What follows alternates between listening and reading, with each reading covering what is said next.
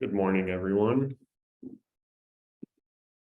Just opened up the webinar, so give it a few minutes, maybe a minute for people to join, and then we'll get started.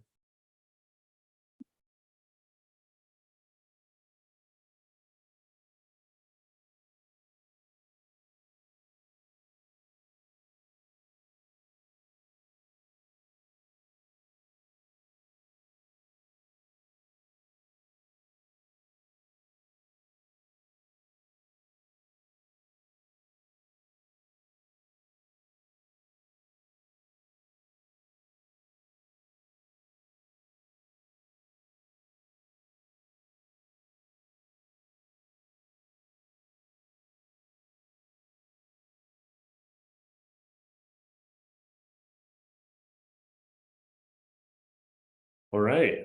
Well, I'd like to welcome everyone to this year's Hot Interconnects. My name is Taylor Groves. I'm the general chair for this year's conference, and it's an absolute pleasure to be able to kick off this year's 30th Hot Interconnects. Today's conference, or I should say, this conference lasts 3 days. We have 3 keynotes, 6 panelists, 8 technical papers, and 8 tutorials. As of this morning, we had over 750 registered attendees for the conference. So that's an incredible turnout, an incredible lineup of technical content. And I really want to thank all the viewers, particularly. Without you all, this wouldn't happen. You guys drive engagement, you drive the discussion, and this is exactly what attracts our sponsors and the outstanding lineup of technical speakers that we get. So thank you all. This year's conference is a global audience. We have over 30 countries and counting of people attending. So we're really growing the scope of Hot Interconnects this year. This conference wouldn't be possible without our generous donations from our sponsors. So we have Cornelis Networks as a diamond sponsor, Huawei as well as a diamond sponsor, IBM is a platinum sponsor. In the gold sponsorship categories, we have Arista and Tanix, and in silver, we have Algologic and Lenovo. These sponsors make the free attendance possible, and it's absolutely because of them that we're able to do this. So I want to thank them all. This year's keynotes, we have, absolute legends of technology and industry here. Bill Dally today from NVIDIA, 11 Pacific Standard Time. He's going to be talking about accelerator clusters, the new supercomputer. We have Robert Hormuth from AMD, 9 a.m. tomorrow, talking about industry trends in high-performance networking. And after that, at 10:30 tomorrow, we have Nicholas Harris from Lightmatter, talking about ultra-high density photonic interconnect and circuit switching up to the wafer level with passage. These are going to be absolutely amazing talks. Everyone should attend each of these. These are going to be just outstanding. And I really appreciate that we were able to get such a high caliber of keynotes this year. Today at 1:50, we have a panel session. So this is Ethernet versus Ethernot again. We have panelists Darius Bunandar from Lightmatter, Brad Burris from Intel, Larry Dennison from NVIDIA, Frank Helms from AMD, and Torsten Hoffler from ETH Zurich. Our moderator is going to be Fabrizio Petrini, and I can't think of a better moderator to keep an engaged and fun panel session. The panel session is really going to be looking at the future of HPC high-performance interconnects, the tiering, whether or not we have a flat tier of a high-performance interconnect such as Ethernet or the new Ultra Ethernet, or whether we have a richer hierarchy with higher bandwidth, lower latency interconnects throughout that, such as NVLink. So it's going to be a really engaging and interesting panel session. You're not going to want to miss it. Our technical program this year includes 8 accepted papers. These cover a wide range of topics. I think it's one of the really exciting things about hot interconnects in general is the breadth of the audience and technical expertise that you get. So we're covering things from UCIe to low latency error correction to MPI, Internet of Things, large language models, DPUs and smart NICs, and domain-specific networks. There's a really good lineup. This is going to be over the next 2 days. And these are great talks. Be sure to read the papers and at the very least attend the presentations. You're going to learn a lot. On day 3, we have tutorials. This is a great way to expand your knowledge set and keep informed. These tutorials are covering everything such as deep learning, networking fundamentals, experts in fabric interfaces. We have microservices, die-to-die interconnects, and smart NICs. So if you're looking to get some exposure to any of these topics, this is a great way to do it. Again, these are all free, and these are all led by experts in industry and academia and research. So really a great opportunity for everyone. I want to walk through how you're going to engage with the conference, how you can ask questions, how you can view the different sessions today. So all the sessions are on Zoom. You can get there through the invitation that you should have received with the email you used to register. Once you get to the Zoom events landing page, you're going to click the Join Lobby button. From there, you can explore the different sessions with the menu bar on the top right. There's a sessions button highlighted. Or if you're in full screen, it'll be on the top bar. You'll click sessions, and you'll be able to get this menu of all the different sessions for the day. So that's how you're going to be able to explore the different technical content on the Zoom events platform. In order to participate, there's a couple ways you can join the conversation. One is you can follow us on Twitter, Facebook, LinkedIn. That's where we'll have a lot of announcements and be engaging with a larger audience throughout the year. But in order to talk to the speakers, ask questions, engage with the other participants, you're really going to want to sign into our Slack channel. So that's hotinterconnects.slack.com. And the reason we do that is we want to be able to continue the conversations beyond just the Zoom presentation. So we encourage everyone to ask their questions there. The speakers and the session chairs will be reading them live back so we can get a live Q&A during the show. And afterwards, you can continue that conversation. All the proceedings have been downloaded, or I should say uploaded to the Dropbox link. You'll be able to find that in the Zoom and Slack chat. So if you're looking to read any of the technical papers and look at the presentations, that's where you're going to be able to find them. Again, this is just an overview of the Slack interface. So once you're in Slack, the way you're going to ask a question, we have a general chat for general questions. But if you have a question specific to a session, or a sponsor talk, Diamond sponsor talk, Cornelis up at the top here, you're going to join that channel and ask your question there. That way we can keep these organized. This conference would not be possible without just a huge effort from a ton of people. As a chair, I get to see all the work that it takes to put on this thing. And everyone here is meeting for roughly a year ahead of the conference every week online. And, throughout this time, I've really gotten to know all of these organizing committee members.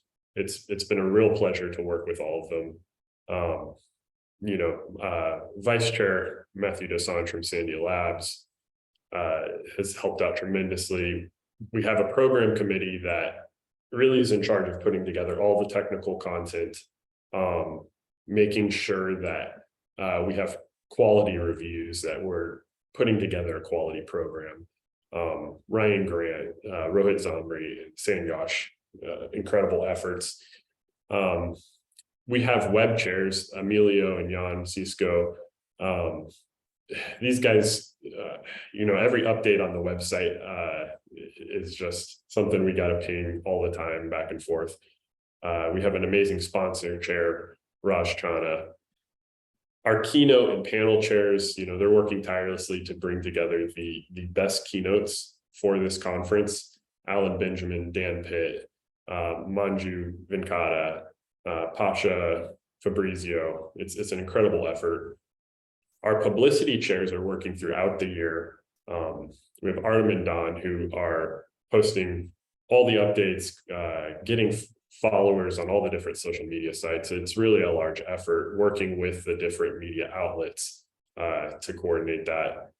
We have a publications chair, Nicola and Andruli. There's a lot of work to make sure that the technical content makes it through to IEEE and is published. We also have journal chairs, Scott Levy, which I mean from Sandia National Labs. These folks are making sure the best of the papers get published in a journal format after the conference. We have tutorial chairs, Amanda Beans and Dave Ozog from Intel. They're putting together a absolutely fantastic tutorials program. Really want to thank them. And we have finance chairs, Jim Deenan and Luca. They're in charge of the budgeting, making sure the funds all get from our sponsors to the accounts, and that we're able to have a free conference for 750 people. So it's an amazing effort and an amazing group of people I'm really proud to work with, and want to thank them all. Beyond that, we have an outstanding program committee. These are the folks that are responsible for making sure we have quality technical content. They provide the reviews and feedback and determine what papers are accepted to this conference. So I want to thank them all. It's no small effort either.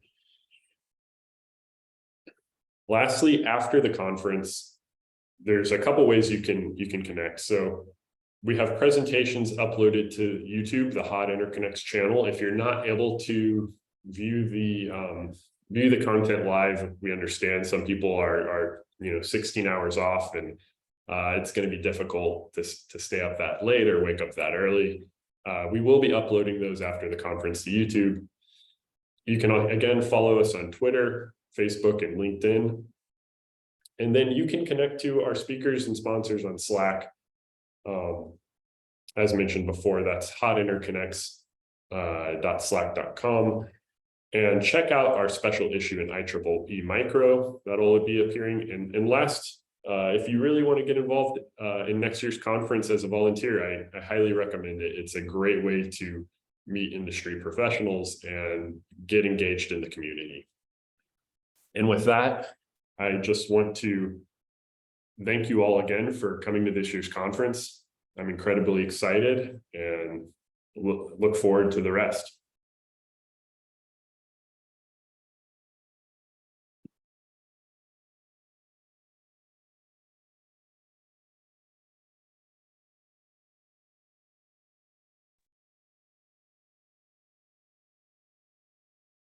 Okay, good morning and welcome to Hot Interconnects. This is technical session A. My name is Scott Levy. I am the chair of the session and I work at Sandia National Laboratories. In this first session, we have a couple of really interesting talks about research on the impacts of evolving interconnect standards, specifically PCIe, which will be covered in our first presentation, and UCIe, which will be addressed in the second presentation. And just to reiterate what Taylor said, I'd like to request you put all of your questions in Slack. We've set up dedicated channels in Slack for each of the presentations that you'll see during the conference, including channels for the two papers in this session. So I'd encourage you to ask questions during the presentation. All of the presentations in this session have been pre-recorded, so the presenters will be available on Slack to answer questions that arise as the presentation goes on. And then the other thing is if you ask questions during the presentation, we can have a few queued up at the end so we can make sure that we make efficient use of the somewhat limited Q&A time that we have following the presentations. So with those brief preliminaries out of the way, we can begin our first presentation. Swadesh Choudhary from Intel will be presenting his paper titled Pipelined and Partitionable Forward Error Correction and Cyclic Redundancy Check Circuitry Implementation for PCI Express 6.0.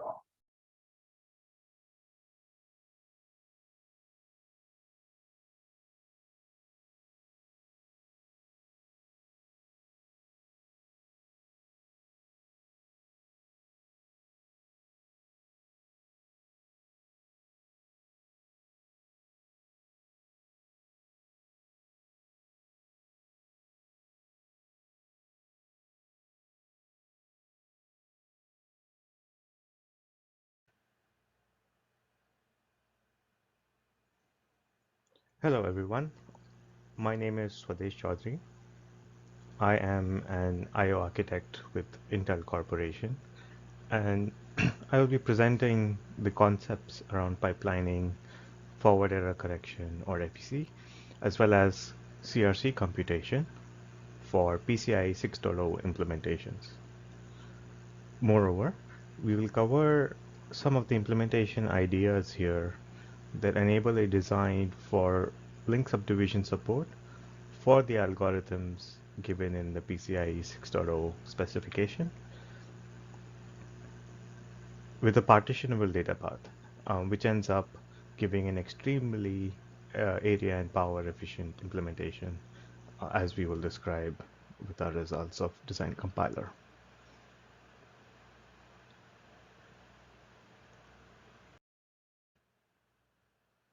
So, rough agenda for the discussion. We will start with a recap of the PCIe 6.0 FEC and CRC algorithms.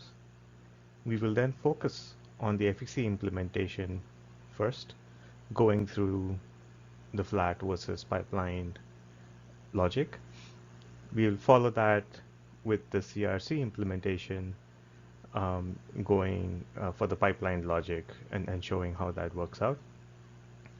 Finally, we will end by showing the results from design compiler for our implementation and sort of showing the relative comparison when implemented flat versus pipeline for a 4-port support for a design.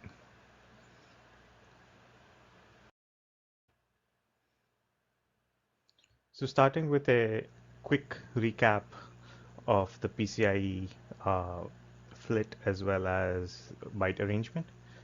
The FLIT size in PCIe is 256 bytes, and they are allocated as follows.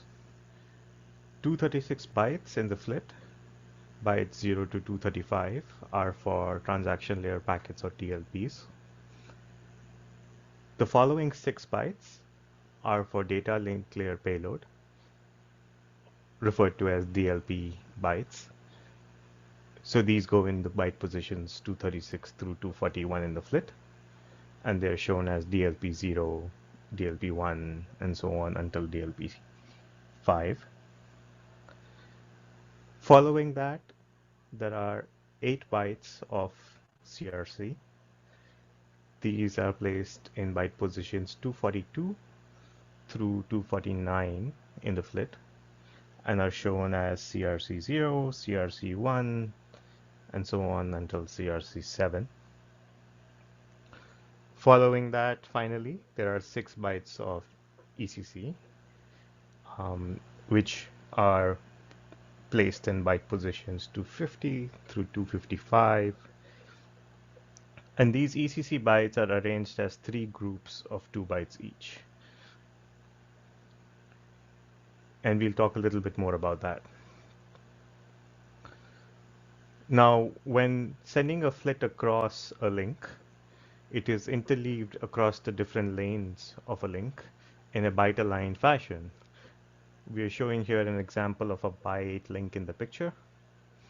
And you can see that the individual bytes of the FLIT are striped across the 8 lanes of the link. Now, the forward error correction code is a 3-way interleaved ECC code with each ECC code capable of correcting a single byte error. This interleaving is done such that a burst error of up to 16 bits in any lane does not impact more than a byte in each of the ECC groups that we have. This is useful for enhancing the burst error correction capability of the overall algorithm. So each of the interleaved ECC groups has a different color in the picture. So all of the bytes shown in blue belong to one of the ECC groups, ECC group 0. Then all of the bytes in orange belong to a different ECC group, and all of the bytes in green belong to the third ECC group. On the transmit side, flits from the transaction layer or the retry buffer go through the CRC generation first, and then it's followed by the FEC encoding process. On the receive side, the incoming flits first go through FEC decoding process, and along with any correction that the FEC algorithm does, followed by a CRC check of the corrected flit. If the CRC fails at this point, then the replay flows kick in.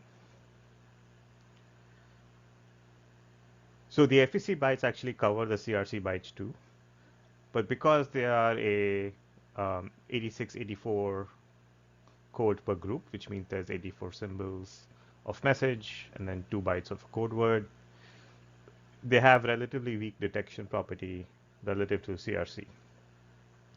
And the CRC is a 250, 242 Reed-Solomon code over Galois field of 2 raised to 8. This means that each message is a 8-bit or a byte. There are 242 message symbols and there are 8 bytes of CRC. And so this makes the detection property of the CRC very strong, and the receiver is primarily relying on the CRC detection to trigger the replay flows. The FEC correction is good enough to meet the BER targets of the PCI link. And the advantage of a simpler FEC code is that it's a lot easier to implement with much lesser latency overhead.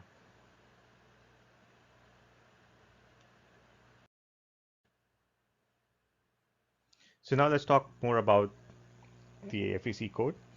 Each FEC code has 1 byte of parity and 1 byte of syndrome. The parity byte is a simple XOR of all the bytes.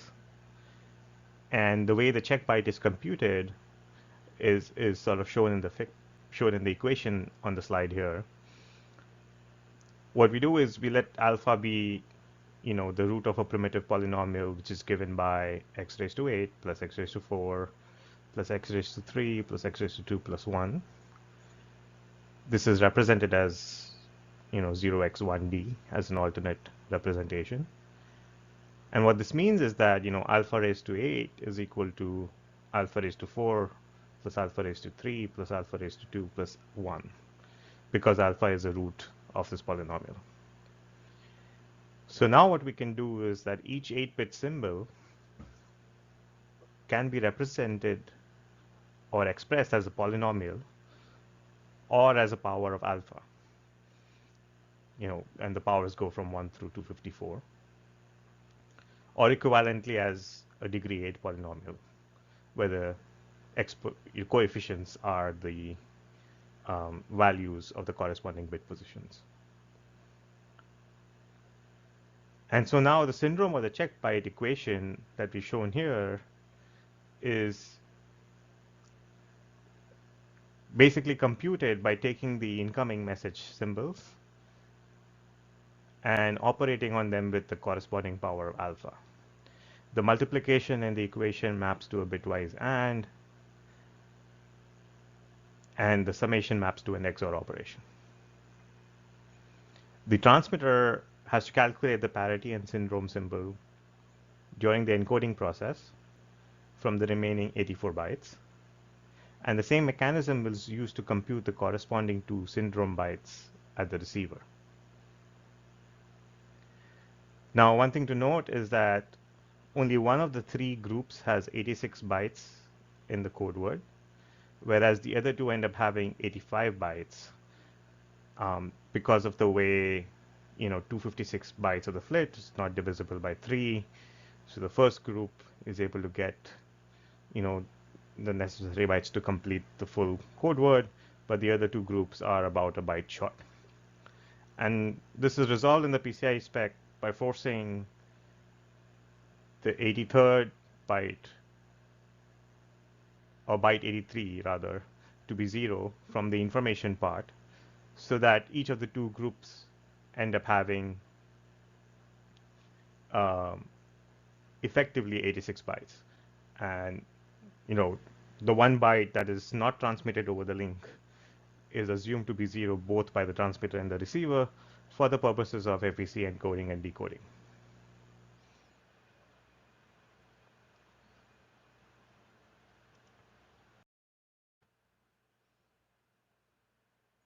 So now when we're pipelining this, what we have to realize that the data path 1, is typically going to get partial bytes of a flit. Moreover, when the same data path is partitioned to support multiple configurations of link subdivision, it will receive even smaller number of bytes per clock cycle for a given flit.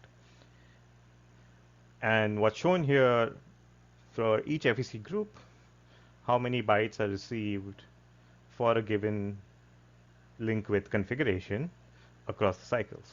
So you can see that by 16 takes 2 cycles, and this is assuming a data path running at 1 gigahertz for the purposes of FEC encoding and decoding. So for a 256 byte flit, you have about a 128 byte data path. So by 16 will take 2 clock cycles, by 8 will take 4 clock cycles, and then a by 4 will take 8 clock cycles. And what's shown in the table is for each FEC group, how many bytes are available for that group to operate on the corresponding clock cycle as the bytes are streaming in the data path.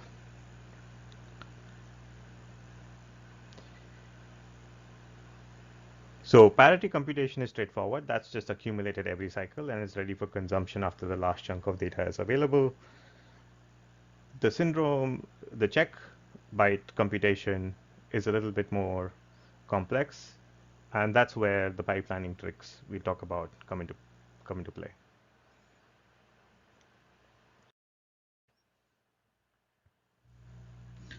So the figure shown here is a basic building block template that's used to implement the check computation of the encoder.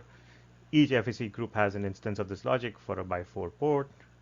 The key property that we are utilizing here is that the powers of alpha can be accumulated over a partial result to give an equivalent check value to computing it flat. And this property implies that we can actually accumulate the alpha powers over the incoming bytes and stick to only manipulating the 8 byte results and accumulating them with newer bytes that show up in subsequent cycles. And you can see that in the logical diagram here, where once the bytes come in, they're operated on certain baseline alpha powers. The intermediate result is stored in a flip-flop, and every cycle keeps getting accumulated and translated until a final translation and accumulation to give the result on the final clock cycle. The mux select S is always set to 0 for 4 by 4.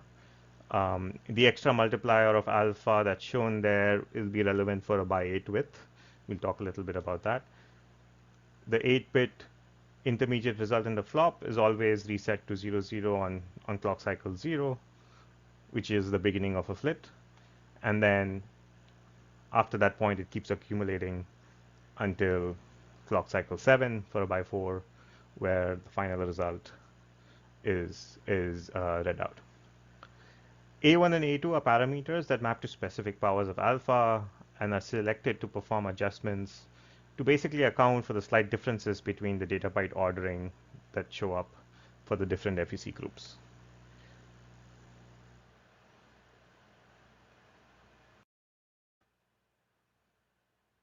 Now, when using this baseline instance of a by 4 to build a by 8 or a by 16 logic for a port, we basically use the by 4 instance shown before as a building block, and multiple instances of them follow as it follows the data path split configuration. So for a by 8, you can see that about 22 bytes are feeding in, and then for a by 16, we have 44 bytes feeding in. And you can see that each instance is shown as a separate box. And what happens is that the parameters S, A1, A2 are selected based on the configuration and the clock cycle number to ensure that the check computation is consistent, and they account for the slight differences we saw in the table of the byte order showing up between the different FEC groups. So they are a function of the FEC group, the Lincoln subdivision configuration, as well as, in certain cases, the clock cycle itself. But the main benefit we're getting in doing this is that because we are operating on an intermediate byte result with the alpha power translation, the resulting logic is much more area efficient than instantiating 4 copies of a flat FEC encoder for each FEC group.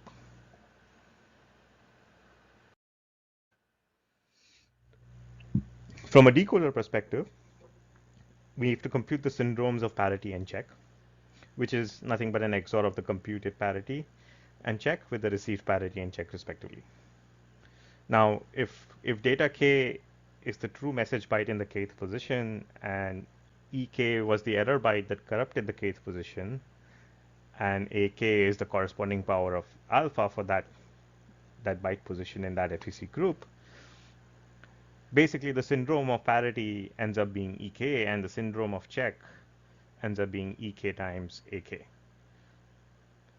And so the kth byte would be in error if the syndrome of parity times A of K, which is the alpha power corresponding position K, is equal to the syndrome of the check. And we can use this property to identify which of the kth bytes match this property, and then the corresponding data byte is corrected by an XOR with the syndrome of the parity. So from a decoder perspective, computing the parity and check of incoming streams can still be pipelined, but the correction part of it ends up having to be sort of this flat version to check which byte position maps to this property.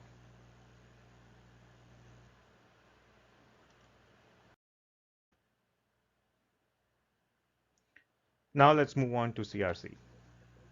So CRC, the flat version, essentially follows a standard Reed-Solomon code with 250 total symbols and 242 message symbols, so an 8-byte CRC. And so given its generator matrix, each message symbol's contribution to the CRC is essentially the XOR of the message with the corresponding byte in a specific row from the generator matrix. And the mathematical properties of the polynomial division work out such that they enable us to operate a message symbol on row X of the generator matrix, followed by a translation operation of the result to get a value that's equivalent to operating the original message symbol on row Y. Again, we are looking for that advantage of being able to operate on an intermediate result multiple times as the bytes are streaming in, but get an equivalent result as if the original message byte had been operated on the corresponding generator matrix. And so a similar sort of polynomial property helps us do that here. So as data bytes stream in over multiple clock cycles, we compute intermediate results using a subset of CRC computation. And then we start accumulating the 8 bytes of CRC, and then translating them as clock cycles carry on.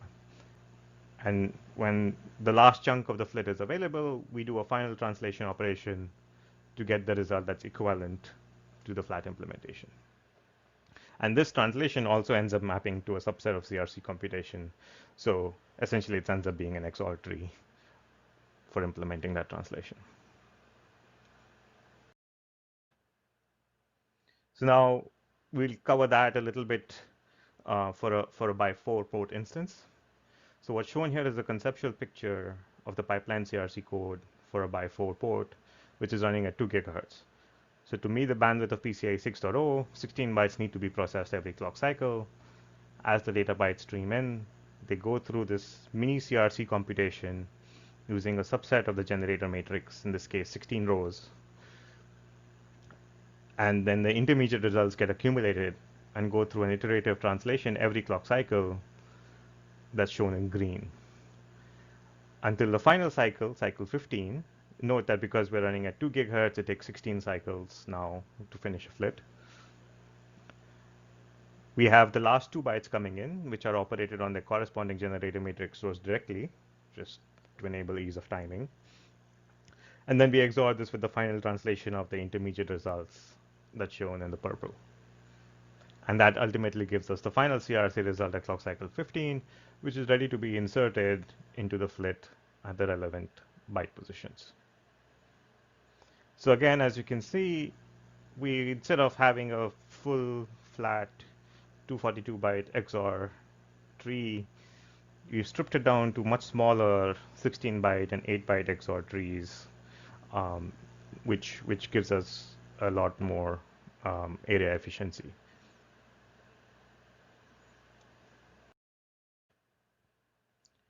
Now shown here is an example of a by 16 CRC computation that is built by aggregating results from the individual by 4 ports.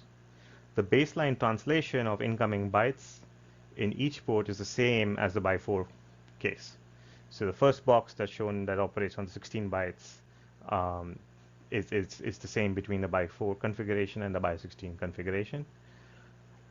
However, the translations of the intermediate results as well as the final translations end up being different for the by 16 case when compared to that of the by 4 case.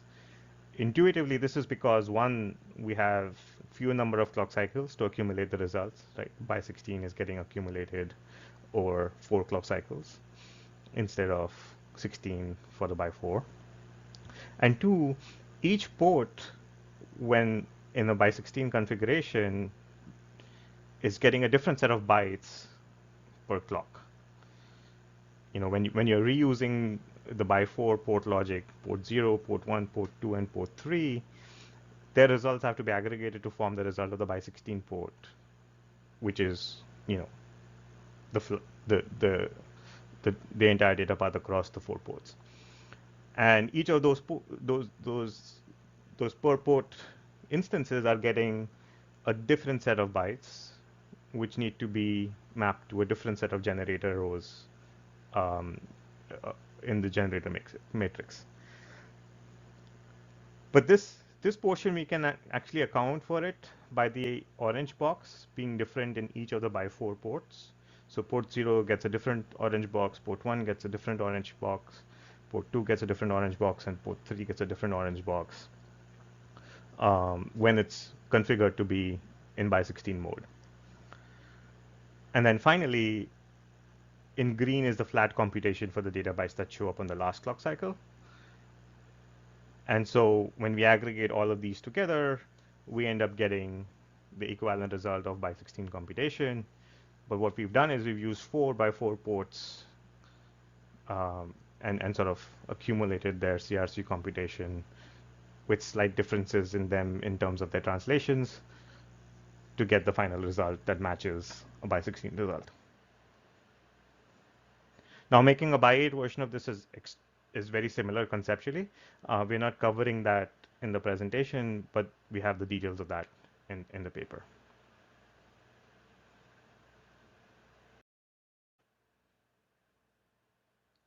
Now shown here is the combined picture of a by 4, by 8, and by 16 mode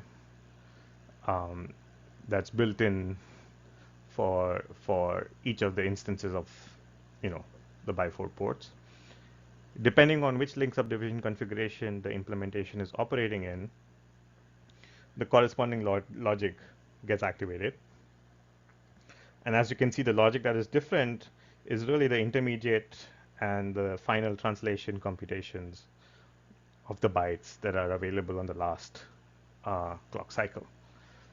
And just by managing those differences, they are much smaller pieces of logic because they are basically operating on 8 bytes of CRC. Even though they end up being slightly different for the different ports, and each port has to have a by 16 version, a by 8 version, and a by 4 version, ultimately it's a huge gain in area when compared to instantiating a CRC per port that's flat.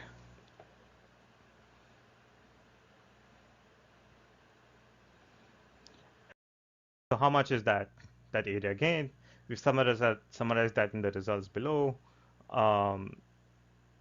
You can see that from a CRC perspective, we have over 2.5x gain when using a pipeline logic for 4 ports compared to 4 instantiations of the flat logic, 1 per port. And similarly, you can look at the FEC encoder and decoder implementations. We get significant area improvements for that logic as well.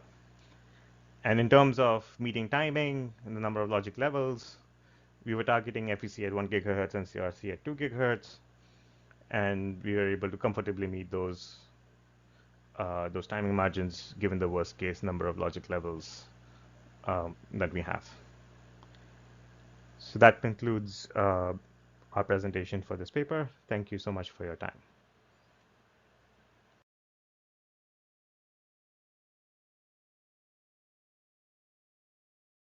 Great, thank you.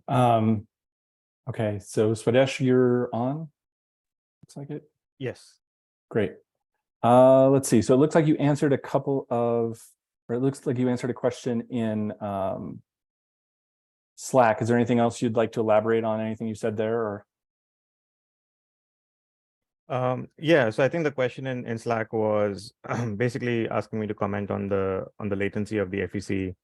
And I kind of touched upon it in the beginning of the presentation, where PCIe chose a much simpler FEC than is traditionally used by some of the other approaches, and the advantage of that is it's much faster to compute, and the overall overhead is in the range of 1 to 2 nanoseconds for doing the FEC computation. And then in our approach, when we pipeline this, the computation overhead is kind of hidden by the fact that you have to stream the data bytes anyway when you're working at a narrower link width. So that there's no additional latency for the pipeline approach relative to the flat computation.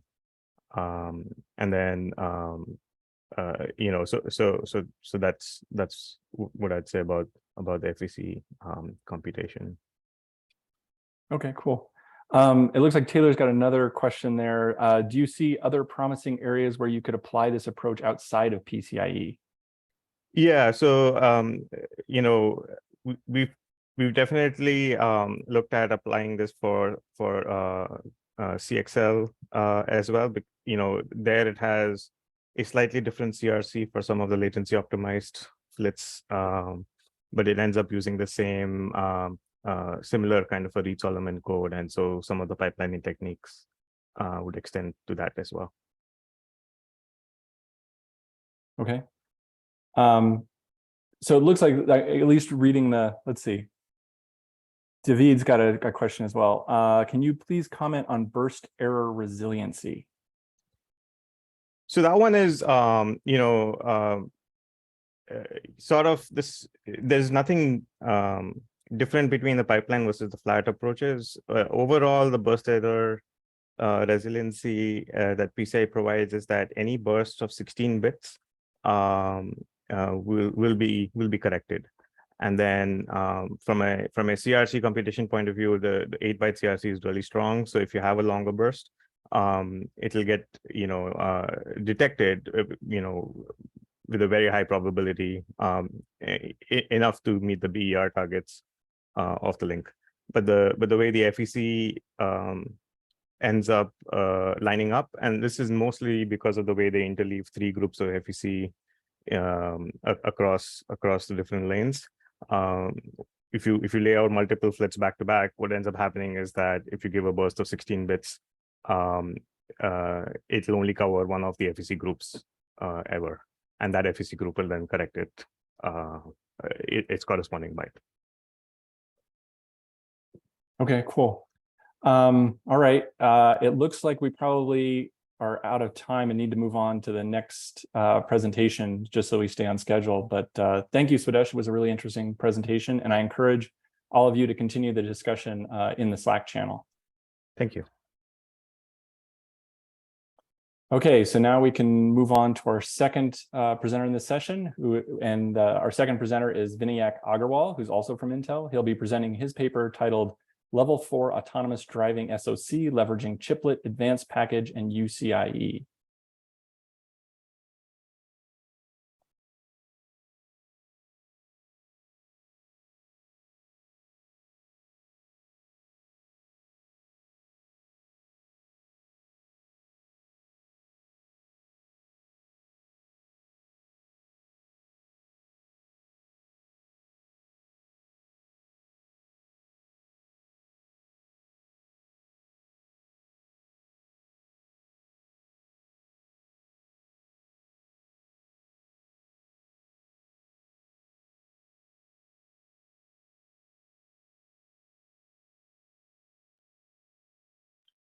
Hi, I'm Vinayak Agrawal. I'm going to be speaking about our paper on Level 4 Autonomous Driving SoC leveraging chiplets, advanced packaging, and UCIe.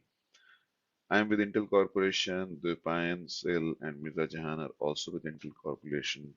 Francios, Piednoel is with Mercedes-Benz, Igor Elkanovich is with Global Unichip.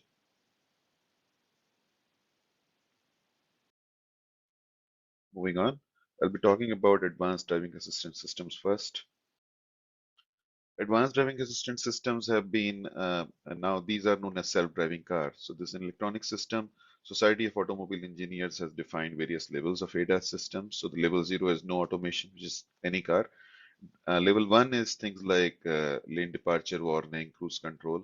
Again, this is not really much of an ADAS system. Level 2 is where it becomes partial automation. The car can overtake other cars automatically. It can keep the lane automatically, keep the car automatically in the lane, not just give a departure warning. It can do a bunch of things, but the driver, the human driver, is always in charge. He needs to keep his hands on the wheel all the time, and the car can actually make mistakes without knowing. So the human has to monitor the system all the time. So these are up till this point, human driver is actually monitoring the driving environment and the car. At level 3, things change a little bit. It's conditional automation in the sense that most of the driving tasks the car can automatically do. It can actually overtake fully automatically, and turns and left turns, right turns, all of that it can do automatically.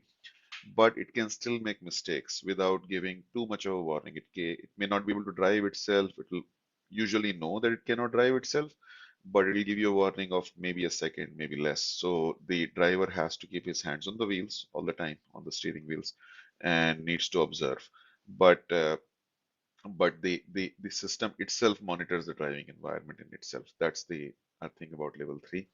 Level 4 is where it starts to become autonomous. It's not full autonomy, but it is true autonomy in the sense that the driver can relax, the hands do not have to be on the wheels, but he has to monitor the surroundings, because while if the car cannot drive itself, it will give warning, but not a lot of warning. It will give a few seconds of warning at best, and then the driver has to take over. So he better know what's going on around him, but hands don't have to be on the wheel. Level 5 is where the driver actually does not even drive the car. Car can drive itself in nearly all conditions, and people say that the cars may not even have steering wheels at some point. So that is about the ADAS system levels. Many cars in showrooms today have level 2 systems from multiple manufacturers. By 2030, depending on whom you ask, the estimates are anywhere between 2% to 10% of the cars in the world. New cars that will be sold at that time will have level 4 systems. Level 5 nobody's expecting today to come into the being anytime soon, but level 4 will be common by 2030. The current the present compute requirements for level 4 ADAS systems are expected to be in 2000 TOPS range. So TOPS is tera operations per second. That's the AI requirement for these systems. And this, just to put the level setting there, is of the order of high-end training systems today in data centers. So it is actually a hardware problem today itself. Moving on. So if the compute problem is similar to data centers, what's the difference? So difference is in data center as an industry is very different from automotive. Auto industry is highly regulated. There are safety regulations from agencies in US like NHTSA and NTSB, and in other jurisdictions in European Union, China, the world over. There are different agencies that set the rules for vehicle safety, and they are setting the rules for ADAS systems as well. Apart from safety regulations, there are consumer protection regulations also. The most famous is lemon law in US, but there are state laws also, and other countries have their own laws. And then most jurisdictions require a car to be fully insured before it is on the road. And then the insurance industry requires a lot of data. And all of this results in a lot of reporting requirements. So not only do you have to report about how well your system performs, at the time of design and testing, but also when the cars are on the road, how are the cars actually performing in the field at a fleet level? That also has to be reported regularly. So that changes things. There is no major such requirement in data centers. The cars are relatively high-end, high-tech goods, and they're consumer goods. So what does that mean? So cars are highly software driven. They're more software than your laptop, so they are high tech. But on the other hand, they are sold more on brands, and they have long use life, unlike most data center computers. So these are also consumer goods. The other thing is the R&D model for automotive industry for several decades now is more of an ecosystem model. So they share parts, they share engines, they share assemblies, airbags, everything, and even between rivals. So there's a lot of reuse, and that's quite a bit different from data centers even today. And then one thing which is sort of common with data centers is ADAS technology is growing very fast. It's AI, and the requirements keep increasing in terms of what the software requires the hardware to do. That keeps increasing. So that is one difference. The other difference comes from what are the values. So cost is a value, but more important than even that is power. In data centers also people care about electrical power, energy consumption, but in cars it's a totally different matter, because in an electric vehicle, if the ADAS system consumes too much power, then your range may actually reduce, because that power has to come from the battery. In a data center, it is just a cost, it's a dollar cost, but in a car, it's battery weight, and that then drives a lot of other factors. And the most important part is reliability, which is tied to safety. You don't want anybody to get injured or die. So that's the other part. Moving on.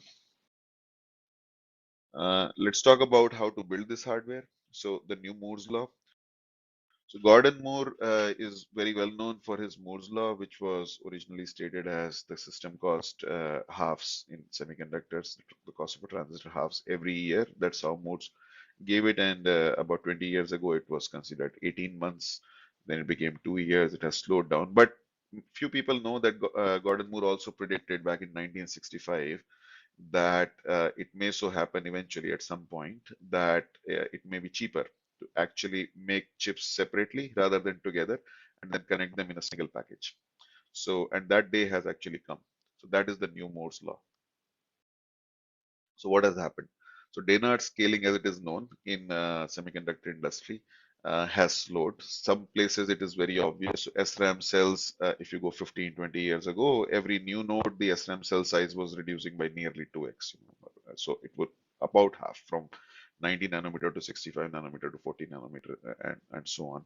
And earlier it was even better, 250 nanometer to 130 nanometer, etc. It was nearly exactly halving, but then it slowed. Nowadays it does not halve. It reduces relatively small. That's the first thing. And second thing is new nodes do not come every 18 months. New nodes come in more than 2 years, significantly more than 2 years. So first of all, at a new node, the size does not halve, and second, the node itself comes, in significantly longer time. So scaling has slowed down considerably in SRAM sizes. Why that is important is in high performance compute, usually nearly half of the die is SRAM. So that matters. Analog circuit sizes have not only stopped reducing, sometimes they even increase. Depends on what you're doing. If they're high powered circuit, they might actually increase in size. So that also happens. Logic is reducing still. So overall die size still reduces for digital circuits, but not as fast as it used to. So node to node gains used to be way more than 2x because your size would reduce. If you went from 90 nanometer to 65 nanometer, for the same gate count, your size would reduce by 2x roughly. But at the same time, your power would go down and your speed would go up. So overall gain was more than 3x. This was 15 years ago. Today, if you get 30% gain to 50% gain, that's actually considered good. And that does not happen every 18 months also. That also takes time. So Moore's law is alive, but it has slowed down considerably. Now, what does that impact in terms of system performance? So remember, I said earlier, ADAS software requirements keep going up. So if you go 10 years ago, while the software requirements kept going up, the hardware was catching up very fast. That's no longer the case. So as a result, the amount of silicon needed keeps increasing every single generation. Okay. So moving on. So this is an example of what happens when you have larger dies. So that's a cost issue. So when you have small dies versus large die for a given defect on a wafer, the amount of silicon as a percentage that fails is much larger because one defect will fail only one small die if there are smaller dies. So in the same area, if you had 4 dies, you still get 3 good dies. But if you had one large die, you'll get only one good die. And quantitatively going from 100 square mm to 400 square mm, what we do see is about 30% extra yield loss. So 100 square mm itself is not 100%. It's closer to anywhere between 75 to 85%, depending on the node and how mature it is. But then going to 400 mm square, if it was 80%, the yield will actually reduce to more like 50%. So that's how bad it becomes when you go to larger die sizes. And so at one time, on the one hand, the size has to increase because the Moore's law is not keeping pace and the software requirements are increasing. On the other hand, when you go to a larger die, you lose yield. So monolithic SoCs no longer make as much sense as they used to earlier. There is another issue also, the maximum reticle size. Reticle size is how much area you can expose in one go, is only about 25 by 30 mm. So if you need more silicon than that, then anyway you need to, you can't actually build it as monolithic. Going on. So what do you do then? So the easiest way is you actually build multiple chips and connect them, and that industry has been doing in PCBs already. But then that brings another problem. How do you connect them? And the standard way is using SerDes or PCI and things like that, and their typical power is very high. So 5 picojoule per bit at 100% bus utilization. If you're using only 20% of the bus, the null packets still have to be sent to keep the SerDes in lock. And then the power consumption increases to about 25 picojoule for every bit sent. Now, what does that mean in practical terms? If you need a 500 gigabyte per second bus, which is not really very high in AI systems, you'll be spending 110 watts of power continuously. So that's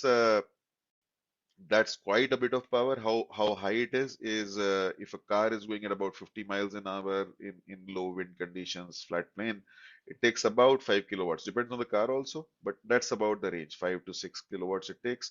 And this is about 2% just for one bus. So this is a lot because you will not just have one bus, you'll have multiple such buses. And then there's a practical limit also. For this bus itself, you need about 700 bumps in each of those packages, in each of those chips. And 700 balls in each of those chips will cost approximately 500 to 600 mm square area of the board. So overall about 1000 square mm of the board area. So it very quickly, if you need much more bandwidth, it very quickly becomes a very large board. So it's not a scalable solution. So this is not a viable. So moving on. So what else can you do? So multi-chip packages have been around for a while for camera systems, smartphone systems already, and in high performance also they've become very common. So above picture is for Intel Sapphire Rapids. And this is a multi-die package. In the same package, you have put multiple dies. So how do you connect the multiple dies in a single package? Standard way is you put all the dies in a thing called package substrate in a flip chip BGA configuration, and through the substrate you connect them. In this, usually the bump spacing is only about 130 micron, which is a big improvement because package BGA spacing is nearly a millimeter, 800 microns, 1000 micron. So this is a big improvement, but still it's not very good. And for high bandwidth, that is still a problem. But for lower bandwidth applications, this still works. For CPUs and AI accelerators, etc., we use advanced packages, and they typically come in various phases. So one of the ways Silicon Bridge, which Intel uses, which is EMIB based, and in Sapphire Rapids picture, if you see those orange things, those are actually those bridges. And another way is you just put a big interposer. It's just a silicon, large piece of silicon, which does not have any transistor. It has only wires. So you can do that and then connect them through these micro. These are not called bumps. These are called micro bumps because their spacing is much smaller, typically about 50 micron, maybe even smaller. And then another way is you do a hybrid of interposer and silicon bridge. If you do that, you can actually build the interposer in plastic kind of material. So all methods are being used with different manufacturers. And so this is the way to go, and most of the high performance computing is moving in this area already. Okay, so one thing about die size and yield, I already talked about how much yield can be improved, but when you go from a 400 square mm die, for example, if you needed it, and then you split it into two dies, it will not go to 200 mm square because you need some connectivity circuits also, and on the sides you have to leave some space to be able to cut it. And so typically it will go to something like 210 mm, but we have used 220 in this calculation. If you do that, then you save about 20% in terms of cost, going from 400 to 220, two chips. And that's very significant in semiconductor industry. Now, moving on. So how do you actually connect these chips? Like we talked about earlier, one problem on PCB is power and ball thing. So balls are safe because we are going from 1 millimeter to more like 50 micron pitch, which is 20 times in one dimension. In terms of area, it's nearly 400 times. So this works. But then what about power? So G-Link is a proprietary die-to-die I/O that GUC developed. Our colleague Igor developed, and this is the architecture diagram for that. It is a really simple, relatively speaking, circuit. It's not totally simple. I'm just compared to PCI, for example, it's really simple. The drivers are there is no termination. There is some rate control, but there is no termination. And then serializer circuits are relatively straightforward. You take 8-bit inputs in at 2 gigahertz, convert them into 16 gigahertz 1-bit outputs. They go through the driver. On the other side, they go into a receiver, which is very similar to an inverter, and then you deserialize. That's it. And then there's clocking power, and clock uses a CDR. This is not a per lane CDR. This is more for phase adjustment to adjust for skews between clock path and data path, and that's about all it does. And due to the simplicity of the overall design, the amount of power it consumes is only about 0.3 picojoule per bit. Now, this is silicon verified. This is not a theoretical number. And on the right side, you will also see an eye diagram with 60% eye opening on the horizontal side. Now, in PCI, if you get 35%, it is considered very good. Here, you are getting 60%, and there is no equalizer. In PCI, you always need equalizers. So, and vertical opening is also good. So this is for a relatively bad part in the worst corner. So this is very good. Once in a while, errors do happen, even though the probability of bit error rate in this case is of the order of 10 to the power minus 21. Yeah, just for the sake of comparison, PCI has 10 to the power minus 12. So it is, more than a trillion times lower. So, but even then, once in a while, errors may happen. So there is CRC checks, which are included in this. And there is one very special feature, which is that the G-Link measures itself in runtime, and it can actually detect if a bug is about to happen. I'll talk about that later. So this link was our plan of record, but we had certain other requirements. And so what were those requirements? So in an automotive chiplet interconnect, main requirements are safety, serviceability, and ecosystem cost. So I talked about that earlier, but what does it mean? Safety is there should not be any injury. And how do you prevent it? If a system is about to fail and you can detect it, and then the system can allow the human to take over, that is pretty good. So how do you do that? You monitor yourself every once in a while. Serviceability is you don't want if a system is about to fail and if you can actually fix it automatically, that is better than going to the service center. If it goes to the service center, you have brand image loss and there's some financial costs also.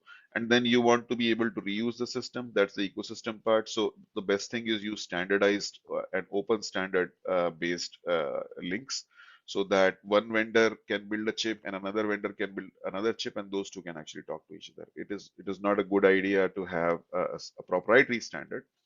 And so we worked with GUC and we worked together, and then we decided to use Universal Chiplet Interconnect Express, which is very similar to G-Link, but it is an open standard. So what is UCIe? I would highly advise you to go to uciexpress.com website. They have much more detail. This presentation is not about UCIe, this is about using UCIe, but I'll talk about it in brief. UCIe standard came out about 2 years ago, and Intel has IPs in Intel 3 and 18A nodes. There are multiple vendors building IP in TSMC nodes. It specifies two different kinds of PHYs, physical layers, one for advanced packages, which are the top two pictures on the right, and one for standard packages. The advanced packages use micro bumps, standard packages use standard C4 bumps at 130 micron pitch. Both are supported, but UCIe does not just specify the PHY layer, it also specifies the protocol layer on top, and then in between an adapter. So the PHY is specified obviously, but there are CRC mechanisms, link state management mechanism, which takes care of power, parameter negotiation between two chips, that's taken care of. In the specification, there are specifications about how will you actually test the chiplet in production. That's also included. And a lot of software packages, etc., also are included at a protocol layer and above, as long as you use CXL and PCI in the 1.0 specification. In the newer specification, more stuff is coming. So that is already there. So when you make standards, unlike a proprietary solution, you have to do a lot of work so that everybody there is interoperability, and that's the idea behind this standard. That's the reason we actually chose it. So it took care of the ecosystem part. Now, what about the serviceability and the preventive monitoring part? So what we ended up doing was we worked with the UCIe team and UCIe consortium, and they have in UCIe 1.1 version added more things. So first thing is they've added preventive monitoring. So the link will be able to measure the I margins and report them in a standardized format. It will also be able to do in a PAG card, it will also be able to do BER test, bit error rate test. So why that is important is I margin is not the only thing that can go bad. Your setup hold times, the digital may also go bad. This will test for that also. And then there is a continuous BER monitoring also. If the link has more than enough bandwidth, then with some 6 to 8% penalty on bandwidth, you can actually do it in such a way that it will detect all the errors. So this will take care of safety. Then for interoperability with other protocols other than CXL and PCI, in 1.1 they have added a streaming mode with CRC, and UCIe consortium is working with protocol designers from various companies to make bridge circuits for all of them. So once you integrate that, then most of the popular protocols will be supported, and then it will become easier. We are already working with one big vendor for that. I can't name that. Field repair was already there. In fact, repair was there in UCIe 1.0 in the sense that there are redundant lanes. So 64 data lanes are there in one module, but there are 2 additional data lanes. Similarly, there are additional lanes for clock, etc. But those were used for manufacturing in the sense that in manufacturing, if out of 64 lanes 2 go faulty, you could repair them. With preventive monitoring being added, now they can actually be repaired in field also. So that is also fully supported. So this takes care of the serviceability problem also. So between ecosystem, safety and serviceability, now UCIe Auto does all of that. So, but that was still not adequate. So we ended up adding a little bit. So what did we add? So first thing is, while monitoring was added at a module level, we added multi-module monitoring in our systems.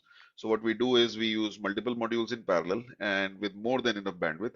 So when you are monitoring any one module, the other 3 modules, in this case we have 4, but we actually use 6. But when you're using one module, all the other modules are working. So you don't have a breakage of the link at all.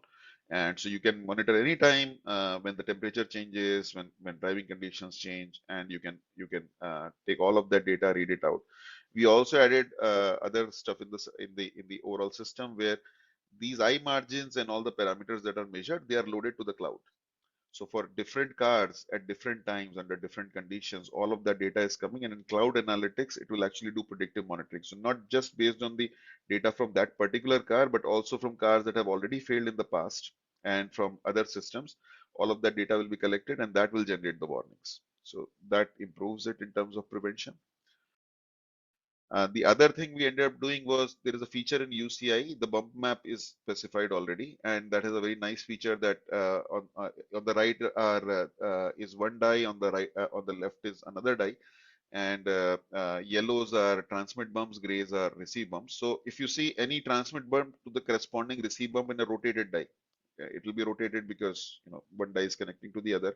So if this was the edge, the other one will have to rotate. So in that case, all of the wires are going straight and they are about the same length. The difference can be about 50 micron. That's about it. So that eliminates the skew and that guarantees routability. If a die is a rotated version of itself on the other side, they will always connect.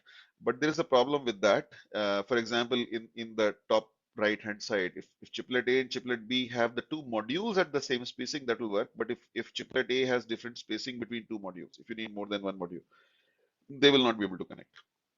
There is no way to connect that. So what we ended up doing, and we needed more, so what we ended up doing was we specified a 6+1 configuration where there are 6 modules for main network on chip NOC, and then 1 module for a functional safety. Why we had to keep that separate is because automotive also requires for functional safety a separate power supplies and everything. So that we kept separate, and then some GPIOs for testability, etc. purposes. And this is a standard bump map we have defined for our project. We're working with UCI Express Consortium. It might get included in that also in a future version. This also scalable because you don't need to follow all of it. You can have a 4+1 configuration also, so you can remove the leftmost 2 modules, or you can have a 2+1 configuration also, and you can have a configuration without FUSA also if you don't need it for some reason. For example, infotainment you may not need it. So, and then it will still mate with the other side. Now, one issue with this is not rotationally symmetric. So then, but one good thing about it is it has been designed to provide 1 terabyte per second of bandwidth, 512. Actually, it is way more than that. It is including all the overheads. So it provides way more than enough bandwidth. So for most chips, this will be more than enough. So now it is not rotational symmetric. So what do we do about that? So this is what we do. We have a central die in which it is mirror symmetric, and we put all the dies around it. And the central die has just a network on chip, lots of SRAM, and that serves as connecting them. And you can replace any CPU with a different types of CPU. You can have 2 CPUs instead of a CPU and GPU. And the dies can be actually in different nodes. So we have actually optimized central die more for an SRAM node, CPUs and GPUs for high performance, and the sensor die more for analog performance. There is also a custom die here, which we use in low power states like park state, or when the driver can actually drive himself, right? So in that case, you don't need the rest of the ADAS system working. So for those systems that is used, and we have kept a UCIe here, so that if we need an even bigger system, we can actually connect to 2 central dies, and that will give us 8 slots to connect to what we call satellite dies. So that's the design of the system, and that's all I had. Thank you very much.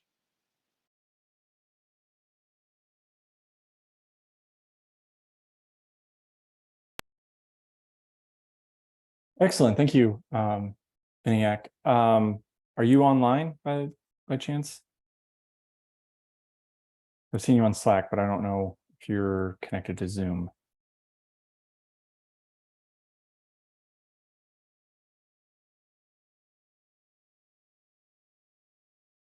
Yeah, we can't hear you.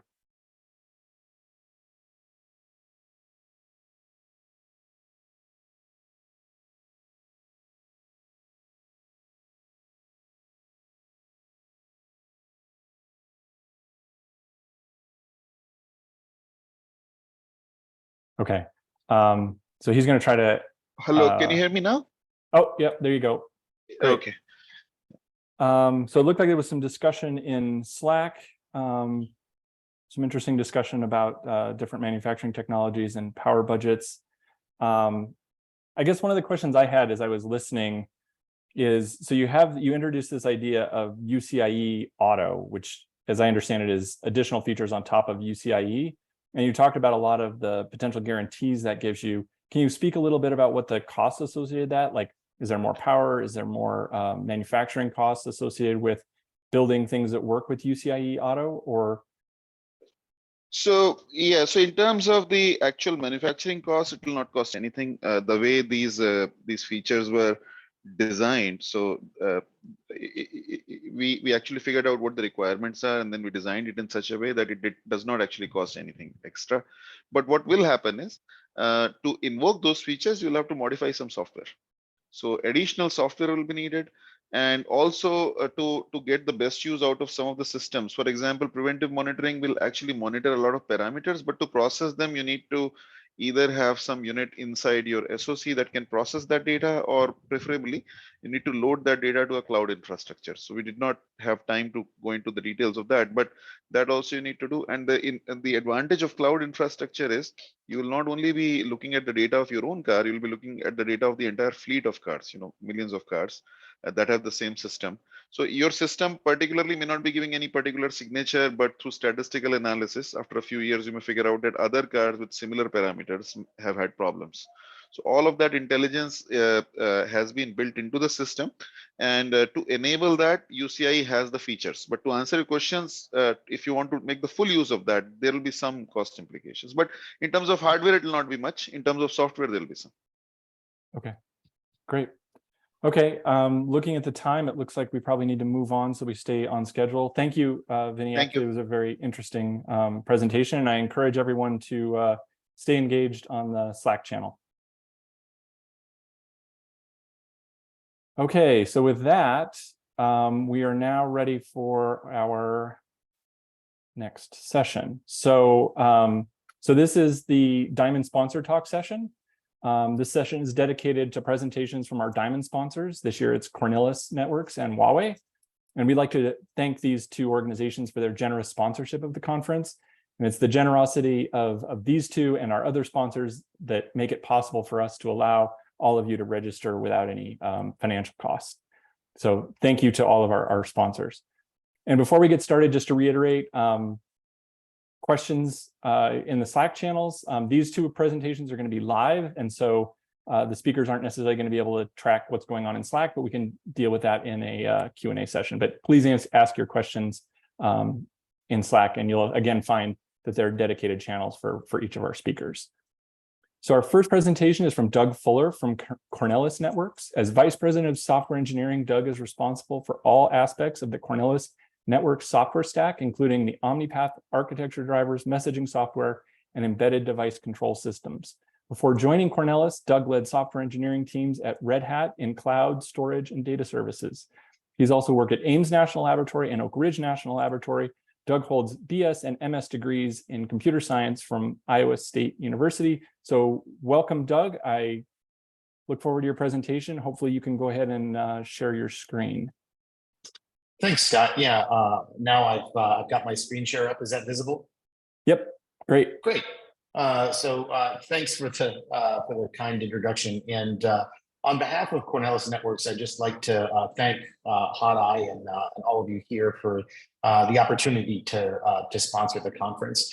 And of course, first an apology as an engineering type. I'm not often asked to do sponsored presentations, so I'm looking forward to the later part of the presentation where I get to share some technical details. But to start with, we'll go over a little bit about who we are, and then we'll get in more to the technical details that I'd like to talk about a little bit more. So first off, for those of you who haven't heard us, we're obviously a high-performance interconnect developing company ourselves, and essentially you'll see here what we're up to with OmniPath, if you haven't heard of it before, and what we're doing with it, how we're carrying it forward.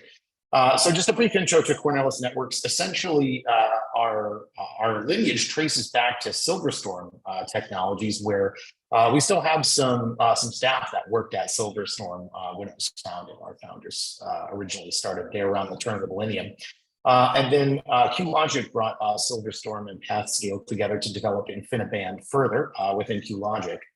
And then Intel bought up that unit from QLogic and consolidated it with the Cray Aries technology and prior, which it purchased from Cray.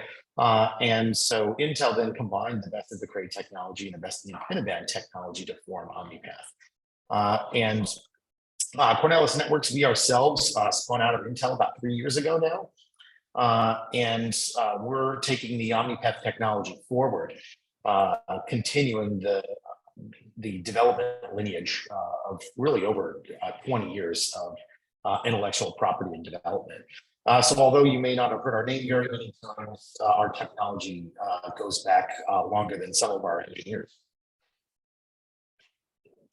And as you would expect from a fabric company like ours, we make everything that you would expect. We make our hosted management software, which of course I'm particularly proud. We make our 100 gigabit per second fabric adapters in both PCIe standard and open compute platform form factors.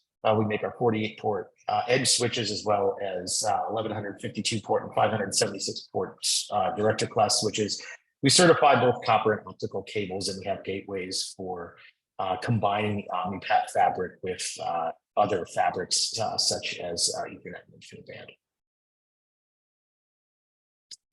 And we're really, why are we here? And I don't think I really have to explain this to a HOTI audience very much, but I'll at least explain that we really see a need increasing for powerful interconnects in order to drive further innovation in HPC and AI. And we definitely see the AI market moving towards architectures and topologies that would be more typically seen in previous HPC workloads or HPC systems.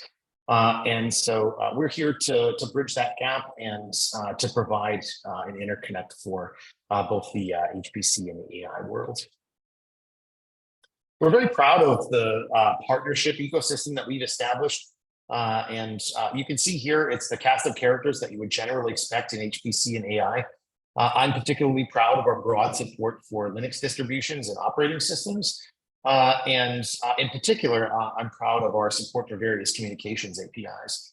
I'm proud to list Mbapitch here. I'm actually sitting here at the Mbapitch User Group Conference. I'm in 2 places at once. And we're really proud of our partnership with Ohio State on Mbapitch, and along with the remainder of the companies and organizations listed here. All right, so my favorite topic, software. Essentially, what we've done with our OmniPath Express software is we've moved in the direction that a lot of interconnects are moving to in terms of user space software, and that is that we've adopted the Open Fabrics interfaces from the Open Fabrics Alliance, which is to say that we've gone to LibFabric for our messaging API. And so normally I have to explain this laboriously, but HOTI, this might be easier. Essentially, OmniPath Express is a LibFabric provider backend that's now available and packaged in our OmniPath Express suite of software. We contribute to the Open Fabrics Interfaces Working Group LibFabric repository directly. We develop all of our software upstream first. So anyone using OmniPath at the time or in possession of OmniPath hardware can download the latest OPX code from upstream, or you can also receive it as part of your installation from CornelisNetworks.com and as part of your OmniPath Express suite package. And essentially, we've done this because we're developing this software for our new CN 5000 400 gigabit per second fabric using the existing OmniPath 100 gigabit per second platform as a model.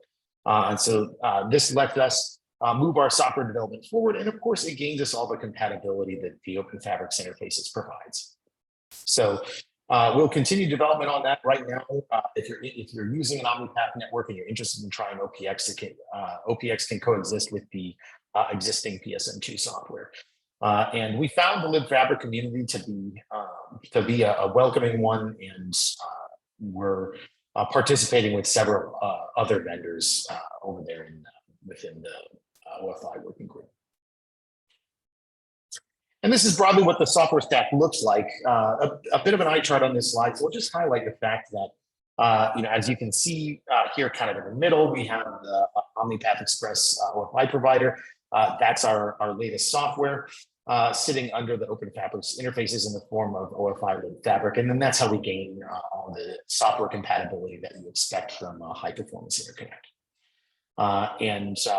I'll highlight down below that our OmniPath HFI driver is part of the Linux kernel. And by part of, I mean we are upstream first with our kernel development as well. So all of our patches are merged upstream. We have the flames from Linus to show for it. Then we merge it downstream, or we encourage it to be merged downstream anyway into the various Linux distributions. In most cases, if you bring up a modern Linux distribution, your driver is already present. No additional software installation is required. In fact, I think a lot of distributions now have picked up the latest libfabric. So simply, apt install or yum install or zipper install your libfabric, and that's really all you have to do to use an OmniPath fabric. So it's we're committed to our upstream first development, and we want to make sure that we get back to the communities that we use and we provide a good user experience for our users. As I mentioned here, I guess I already sort of covered this slide, the fact that all of our kernel code, our driver, is developed in an upstream first fashion on kernel.org. I'm speaking at HOTI, but in fact, our latest and our next generation network interconnects do not run particularly hot. So I suppose we're an average temperature but high performance interconnect, or low temperature but high performance interconnect. So our next generation CN5000 product will support both air and liquid cooling for all devices. That includes the host interface cards, but also our top of rack and director switches. Our highly optimized ASICs use very low power, and in fact, we're also able to use copper cables, and in addition, these new direct drive optical cables that use far less power. So we're able to run cool and at the lowest possible power utilization. All right, and why many of you probably are interested in hearing from me or from us a little bit about where we're going. At this point today, you can see on the left-hand side where we are still producing the OmniPath 100 fabric, and we have that available and in stock with short ship time. And we validated our copper cables and active optical cables up to 100 meters. Next year, we'll be releasing the CN5000 400 gigabit per second fabric. And we'll be continuing with the 48 port switch radix along with a 576 port available director switch. We'll be supporting, in addition to our standard suite of optical and copper cables, we'll also support the direct drive optical cables that reduce power utilization and can run several meters within and outside of rack. We'll support both the factory topologies with which everyone is familiar, and then of course the highly scalable topologies like Dragonfly, Megafly. We expect to be able to scale to any practical scale that would be constructed. I never like to hear or give a talk that refers to infinite scalability, but based on our radix and the sizes of the various topologies that you can build, we think we can make a cost-effective fabric at any practical scale. We imagine, we forecast keeping our sub-microsecond latency through a switch and exceeding 1 billion messages per second per port. The CN5000, as I'll explain in a moment, is a 2-port device, but it runs on a 400 gigabit per second ASIC. Then shortly later, by going wider, we'll be able to move forward with our CN6000, the 800 gigabit per second adapter containing DPU-based programmable offload cores and attached via PCI or CXL. Then finally moving forward, obviously it's very hard to project into the future, but we're looking at how to attach and deliver our 1.6 terabit per second adapter We heard the presentation earlier about UCIe. We'll definitely be looking into using UCIe for this and adding additional support for the HyperX topology. So talking about where we are today, I think this diagram is pretty familiar to most people here. So this kind of recaps in detail what we talked about on the previous slide with the OPA 100 platform. Really, I think it's useful to keep in mind here the full and half bisection bandwidth tree sizes that we can support today, and we continue to support this product moving forward. Moving on to the CN5000, we'll support these advanced topologies, which includes Dragonfly and Megafly. You might have heard of that, called Dragonfly Plus in the past, HyperX topology with future interconnects. It will use dynamic adaptive routing on all available topologies for fine-grained control of message flows. This will allow us to more efficiently use these scalable topologies such as Dragonfly especially, but it's also can be quite effective with trees. The host fabric adapter will contain 2 ports in a QSFP-DD configuration, so conventional cables. But again, it's although each individual port is capable of 400 gigabits per second, that's the entire ASIC capacity. So that'll be the aggregate throughput possible through both ports. We'll support air cooling and then liquid cooling through a cold plate. Finally, the CN5000 edge switch looks somewhat different from the existing OPA 100 edge switch, but it's a 48-port device that supports both front or back airflow. Your typical redundant power supplies, the host ports can be broken out to 200 gigabit per second ports using splitter cables. And we'll have integrated management with an open API that permits users to query all the details available from the switches using Redfish. We'll have several different cooling options, including fully liquid cooled and fully air cooled, and the hybrid solutions that you expect as well. This is what the director class switch looks like. We've essentially rotated the leaf and spine modules so that they intersect directly, avoiding the need for internal electronics and cables to interconnect all the devices. It's a 17U chassis that builds out of that tree as you expect from a directed class switch of this sort. Again, all of the front plate ports, the downlink ports on the director class switch are bifurcatable to 200 gig ports as well.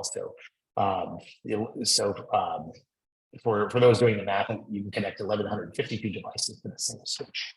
And again, Aaron, we can still air cool this device. So again, not the hottest of interconnects. That's my rundown. I think I'm close enough to time. You were right, Scott.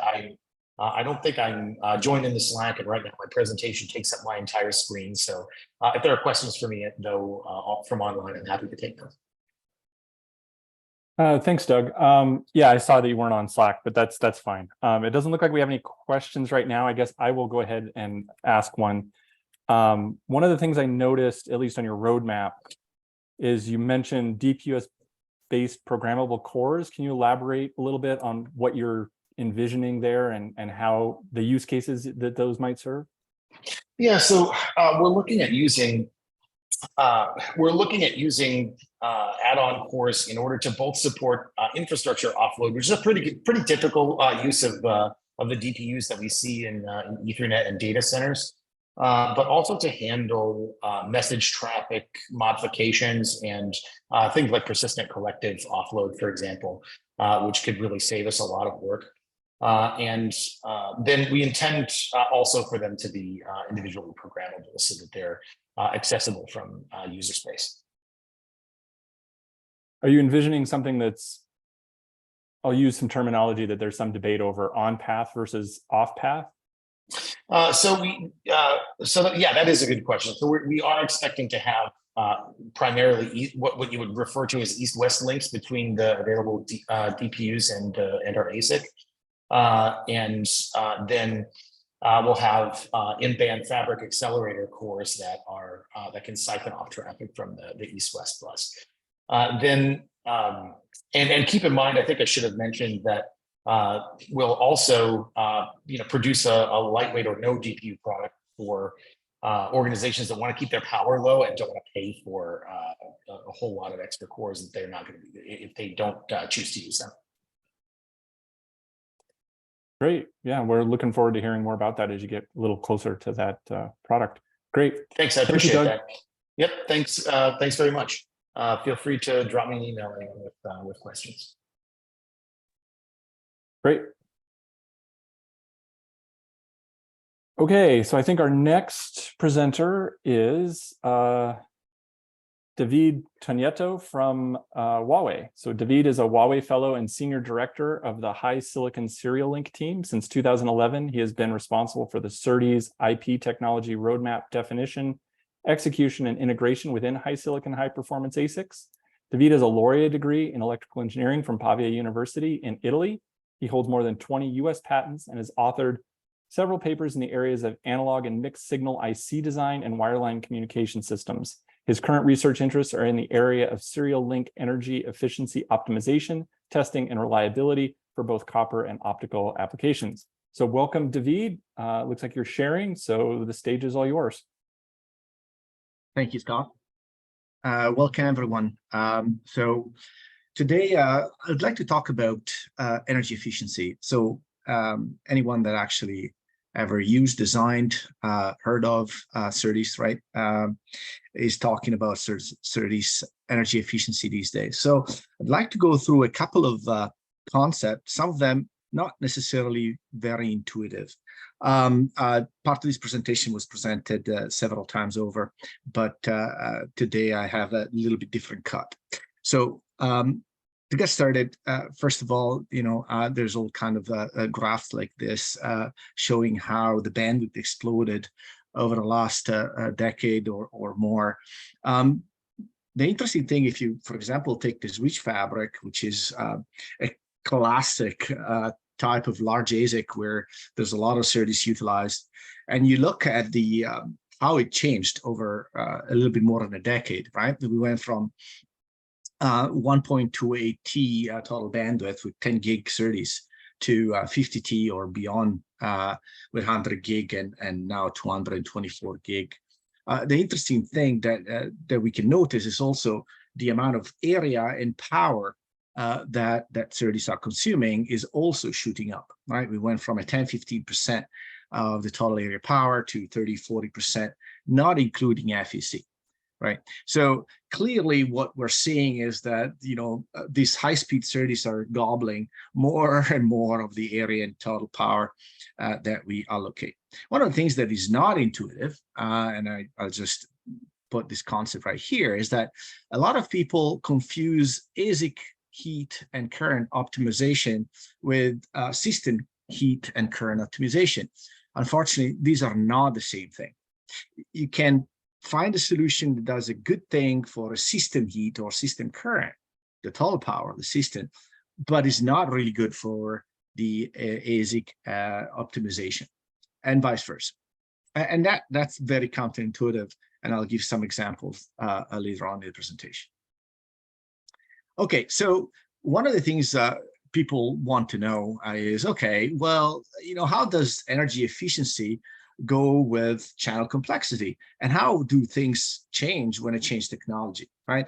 So one interesting thing that I've seen over and over in my last 15, 20 years designing these things is that there is a qualitative curve, right, of how the energy efficiency goes as you increase the complexity of a channel.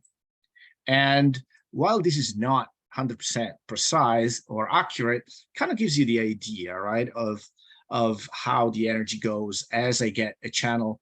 And here I'm using, channel insertion loss for simplicity, but you can call this complexity of a channel.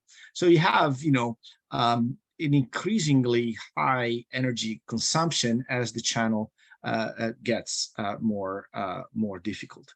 And as you improve the technology, CMOS technology that you're using, you're not drastically changing the shape of the curve. You're just getting better a little bit, right, as we go. And we'll talk a bit more about that. But why is that curve as it is? And you can see there is a flat area and a steep and a flat and a steep again, where our energy here at the end goes really high up. This happens because at some point I have to add certain weapons, right, to actually make the channel work. And so you don't have a linear increase of energy consumption. You have this steep portion of the curve where the energy consumption increased very, very drastically. And as the channel insertion loss or channel complexity in general, it could be an optical channel, for example, gets harder and harder to cope with, then the energy shoots up really, really quickly. And you are in an area where it's very inefficient to communicate across that channel. So what does that mean if I have a big ASIC, right? So how does that influence my decisions and what kind of SerDes I'm using? So let's say that for the sake of conversation, you have a 50T switch, and the power of that switch can oscillate between 600 and 800 watts in 5 or 7 nanometer. Okay, and so if I use a different kind of SerDes in the switch, right, I get a different SerDes efficiency, and I also get a different amount of energy that I'm utilizing for my SerDes. If I had FEC, things actually get much, much worse, right? If I utilize, the common fact that I used today in Ethernet, KP or KR, I'm using 1 picojoule or more just for the fact. So how is this going to go in the future? Are things getting better for this high-speed DSP-based SerDes or not? Well, so they are getting better, but I would argue not better enough. So if we use the right technology for a given speed, and the natural node that I'm talking about here is the right technology. So for example, if you're running at 200 gig or above, your natural technology is 3 nanometer. And if you're running at 100, is 5, and so on. You got the picture. So you can see that the efficiency actually gets better. And today in 3 nanometer, you should be able to get a SerDes, a long reach SerDes that has an efficiency, a total efficiency about 3 picojoule per bit. Unfortunately, doesn't keep up in the sense that the analog area, digital area, and the total power you'll see, it's not going to get better. It's actually get worse. And so this means that even as we improve the architecture, improve the technology we're using, long reach DSP SerDes will still burn in more and more power. So what can we do about this? Okay, so the first thing I want to talk about, the first counterintuitive concept, is the concept of multi-stage versus single stage. So doing one channel in one hop or doing it in 2. And I will use an analogy with rockets, right? So, you can have a multi-stage rocket, like the Saturn type of rocket, as several decades ago. Or you can have a new SpaceX shiny Starship, a super heavy rocket which has only one stage. Which one is better, right?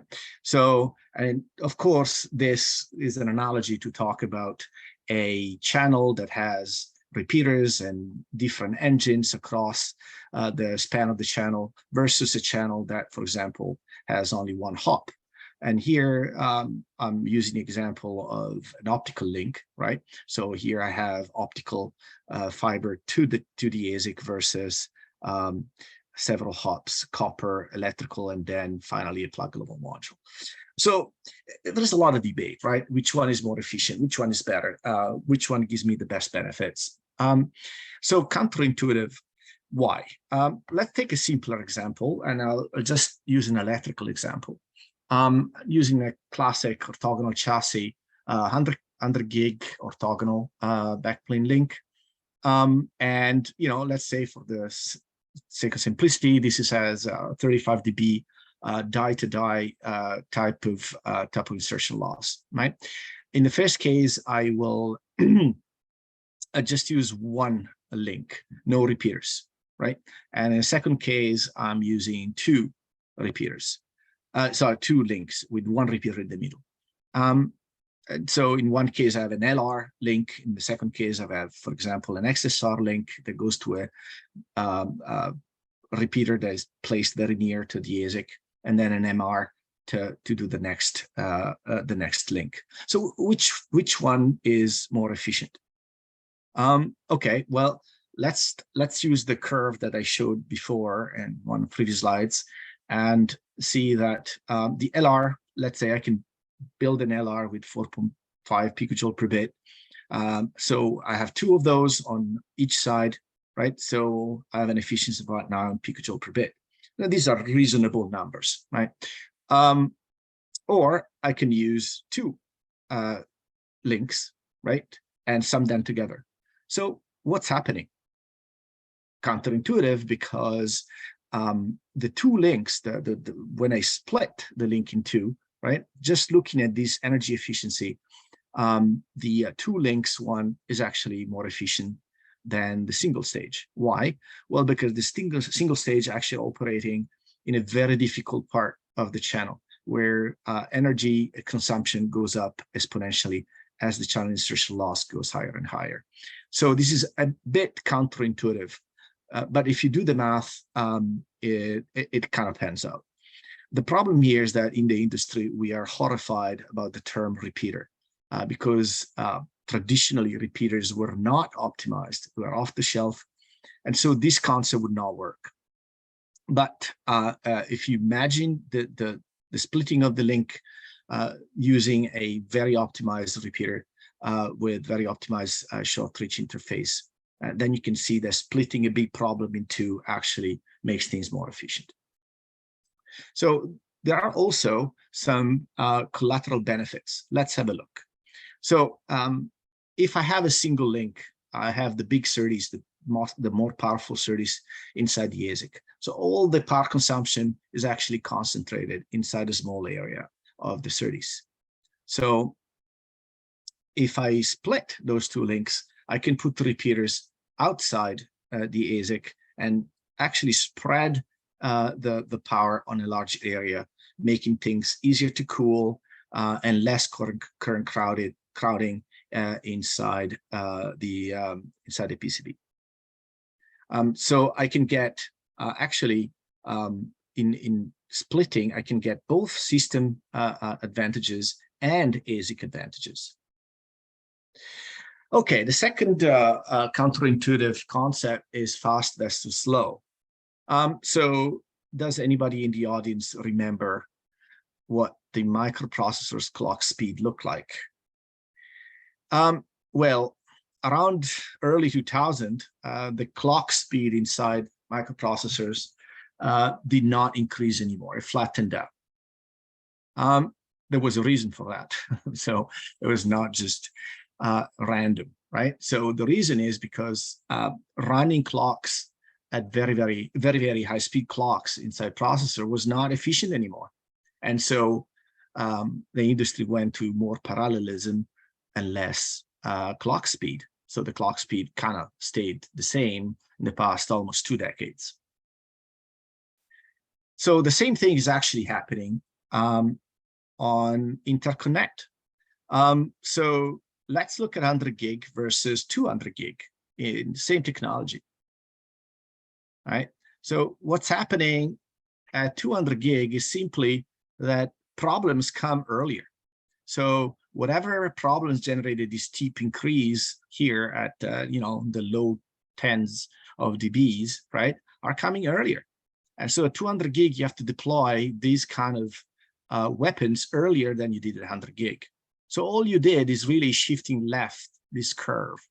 And if you get some benefits, you might get them here in the middle, but not quite as much as you might believe. And really on a realistic long reach channel here, you're actually losing out. in other words, going at 200 gig is actually less efficient than going at 100 gig.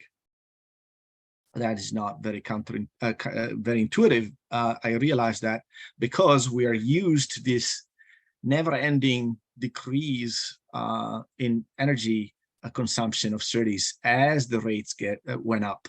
So people actually connected two concepts that are completely separated. They saw data rate going up and energy efficiency getting better, but the two things are not related. It's not that the energy efficiency was getting better because we were going faster. That's not consequential. That it was not because we were going faster. The reason why we got more efficient is because we had passive channel improvements, CMOS scaling, design and architecture improvements. At some point, we use multi-level instead of NRZ, and so on and so forth, right? So it is counterintuitive because we are kind of trained over our careers, right, to see that as the data rate increases, then the energy efficiency gets better. But that's not exactly what's happening. All right, so now that I talked about these very counterintuitive things, let's say, okay, where is the industry going? Are we going in the right direction or not? Well, so let's look at, for example, pluggable modules. What are we doing there, right? So if we're looking at 800G modules versus 1.6T retime modules, right? So in 800G modules, there is a big movement right now to remove the retimer from the module. It's called linear pluggable modules. I'm sure that a lot of you guys already heard this, right? So what does that mean? We're removing the retimer, removing the DSP from the modules, right? And putting all the computing, well, say processing or equalizing and retiming, all of that into the ASIC, right? And, you know, at first glance, you could see, right, well, we're removing a DSP from here. We already have a DSP in the ASIC. That should be better. The problem is that you go back to the single-stage rocket versus the two-stage rocket. It's not necessarily getting better in efficiency because all the work that you did before in the module, you have to do it in the ASIC. And now you have a bigger problem instead of two smaller problems. And so it is not necessarily right that all things being equal, right, the linear will burn less. The linear system here will burn less than retime system. Of course, if you improve the host, improve other things, of course, this is going to get better. But apple to apple with the same host link, it is not very clear to me how this will be better than that. So, but that's where the industry is going. And so in terms of single stage versus two stage, personally, I don't think we're going in the right direction. But let's look at the data rate. So, so today we're at 112 on the host interface. What are we doing? Well, we're going to 224. So for the same materials, the same electrical distance, and the same complexity on the host, now we have to deal with 200 gig rather than 100 gig. Is that going to be more efficient?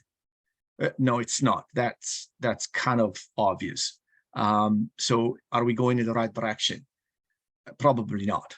And so these are two examples of the two concepts that I talked about, the single hop versus two and fast versus slow, where I think we might not be going in the right way. The other concept that we talk about a lot these days, optical densification, which basically a term to describe CPO or other forms of basically reducing the distance between the ASIC and the fiber, right? So bringing the fiber closer to the ASIC. If remember, I mentioned in previous slides, system benefits versus ASIC benefits. So there is no doubt that eventually CPO will bring a lot of system benefits, right? The problem is that you put in more contact inside the ASIC, And while you're clearly reducing the total power, improving the efficiency, you're putting more of that power inside the ASIC. So while with the pluggable, you have, maybe between 15 and 20% of the ASIC to fiber power in the ASIC. When you do CPO, 80% of that power that it takes to bring bits from the ASIC to the fiber, 80% of that power is now in the ASIC. So cooling the ASIC is going to be more complicated. You're putting more complexity inside the ASIC. So that's something that we need to think about. I'm not saying that this is wrong. I'm just saying that there is some trade-off and some problems that we have to think about when we're bringing the fiber close to the ASIC. Last thing I want to talk about is energy efficiency Ethernet. So if you're familiar with the current embodiment, essentially, right, what we want to do is use the links only we really need it, right? So turning power down, turning off some links, reducing the power where there is no data, in order to kind of overall reducing the energy consumption when we don't need to use certain links. Does that work? Well, this is an analogy, right? If you have a 12-cylinder Lamborghini that doesn't idle at a traffic light, right? That's pretty much what energy efficiency Ethernet is. What kind of car is that? Well, it's still a 12-cylinder Lamborghini in the sense that most of the time it's going to burn too much power. Which brings me to the conclusion of my presentation almost, which is power scaling. I think moving forward, we really need to build more power scaling, dynamic power scaling into our SerDes, into our links, which means on the fly, during mission mode, not just at idle, bring down the power when we don't need it. So if a channel is easy, the same SerDes needs to be scaling down the power much more than we do today. And so we need protocols in order to do that. That is the only way to do it. And so we can use long reach SerDes that burn much less when they're on actually much better channel than a long reach channel. So this will definitely help us out. And finally, key messages. So slow, parallel, simple. That's the key to energy efficiency when possible. Of course, try hard. 2, break up difficult links. Big, very difficult links burn more power than 2 very simple links. And power scaling. Power scaling is not built into links today, not real one. So we need really to work on that as an industry, as standards, to improve our ability to power scale and to improve our efficiency. These are the 3 main messages and conclude my presentation. Thank you so much. Great, thank you. That was really interesting.